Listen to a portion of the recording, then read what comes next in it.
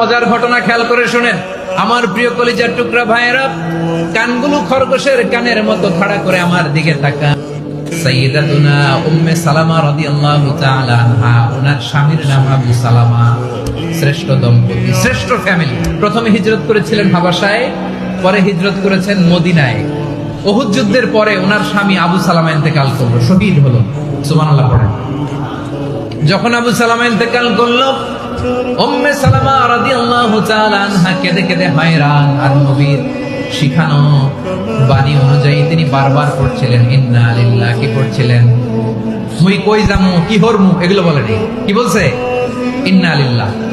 যেহেতু বিশ্বনবী বলেছেন কেউ যদি বিপদের প্রথম ধাক্কায় পড়ে ইন্না লিল্লাহি ওয়া ইন্না ইলাইহি রাজিউন, আল্লাহুম্মা আজুরনি ফি মুসিবাতি ওয়া আখলুফ লি খায়রাম মিনহা, তাহলে এই বিপদে যে সে যা হারালো তার চেয়ে শ্রেষ্ঠ কিছু দিয়ে আল্লাহ তার বদল দিয়ে দিবে। এই হাদিস শুনে উম্মে সালামা রাদিয়াল্লাহু তাআলা আনহা ওনার প্রাণ প্রিয় স্বামী আবু সালামার ইন্তেকালের পরে চোখের পানি ছাড়ে আর পড়ে ইন্না লিল্লাহি ওয়া ইন্না ইলাইহি রাজিউন, আল্লাহুম্মা আজুরনি ফি মুসিবাতি ওয়া আখলুফ লি খায়রাম মিনহা।